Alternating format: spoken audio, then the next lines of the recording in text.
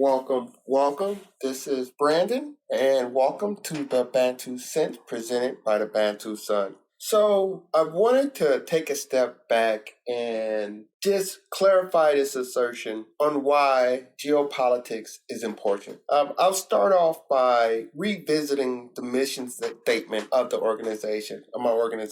The Bantu Sun is a geostrategic engagement company. We seek to inform global minds through tools of context and appreciation of the world around us, as we believe education is best measured by actionable insight. There is no shortage of money given to people in esoteric pursuits, right? I've got my bachelor's degree in finance. I've took so many classes over my life, and I've done so many things in the employed world that were, I think nonsensical is too strong of a word, but let's go with it. As opposed to real value creation. Hard work is not equivalent to value creation. Highly correlated, not equivalent. This goes back to the old story of Milton Friedman talking about how in China they were digging ditches with shovels, and he said, why don't you use a tractor? And they say, well, we wanted to maintain employment. And he said, if you feel that way, why don't you use spoons? So you could be digging a ditch with a spoon, but is this really valuable? Is it really an efficient allocation of labor to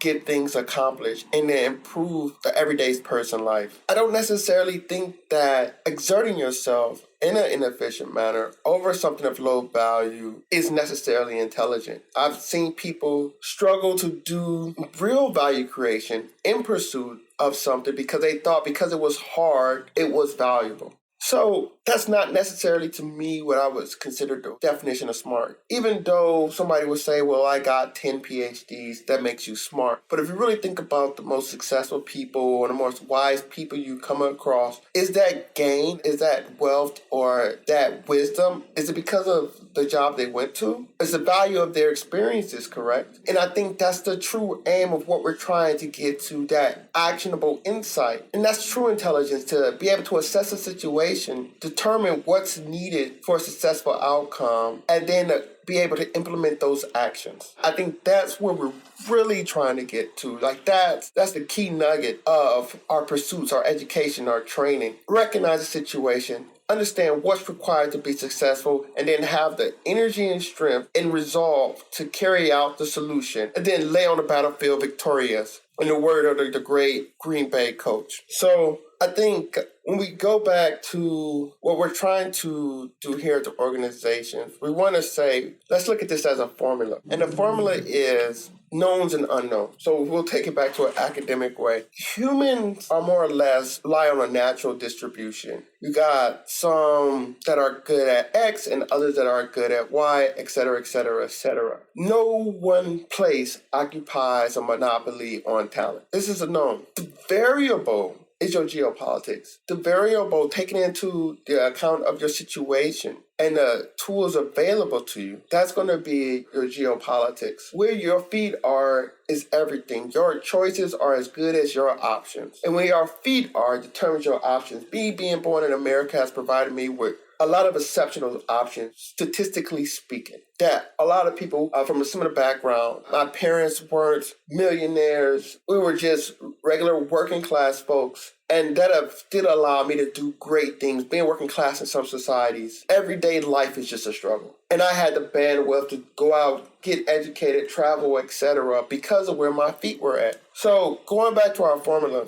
humans are a known commodity. We rely on natural bandwidth. No one place monopolized talent. Geopolitics is a variable, and the unknown is the future. That is our X. Why geopolitics is important is because once we understand that, we can use that knowledge coupled with the understanding of ourselves, our talents, and then we can use that to assess situations and determine the viability of the success of our plans. I want to say this quick story from Star Wars Episode 3. So Star Wars Episode 3 is one of my favorite movies for numerous reasons. If you ever watched them, they're full of all these great allegories and references to mythology, history, etc., etc. Got references to World War II with the Third Reich, the evil empire, Immaculate Conception, Anakin being the child of the Force. It goes on and on. I'll make a video about that one day, about the values of watching Star Wars Episode 3.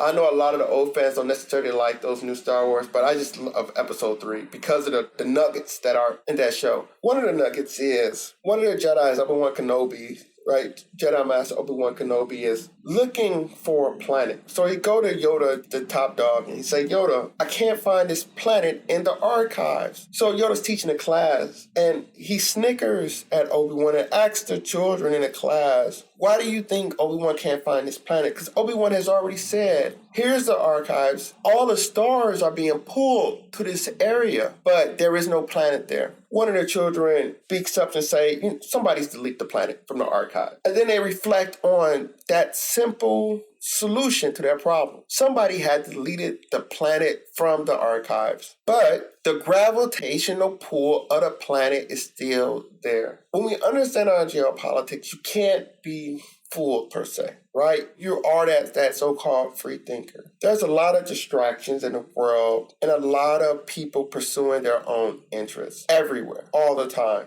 It's inherent to our being. You can't take anything on face value. So why saying, I think from the Bible, none of what you hear, half of what you see. Society can be like that sometimes, especially if you're focused on your mission and what you're trying to get accomplished. You have to be able to assess the situation. It's going back to that, understanding the gravitational pull. Because no matter what someone tells you, the fundamentals are still the same. The facts are still the same. You can't look for the planet. You can't just look for the simple answer. You have to understand things holistically, comprehensively. Anybody that didn't have that fundamental knowledge would have sit there, saw the planet was going, walked away, say there's no planet. But understanding the gravitational pull, what a planet leaves behind, what kind of space it creates, is very valuable. And you can transfer that to the geopolitics. Understand the geography. Understand that Europe relies on Russia for its energy needs at the moment. How do you get past that? Understanding that the vast majority, the shortest route between the Indian Ocean to Western Europe is through the Suez Canal, and why that's important. Why a bi-coastal country in the U.S.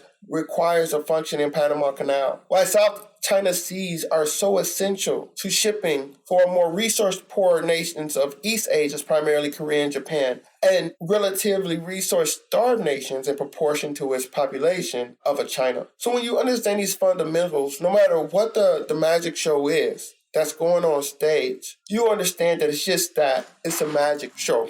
This is kind of the basic reasons on why I believe geopolitics is important, and as you embrace it, utilize it, you will find yourself better able to solve everyday problems and to put yourself in a position to take action based off of valuable insight. I'm Brandon, and that's my Bantu Sense. Thank you.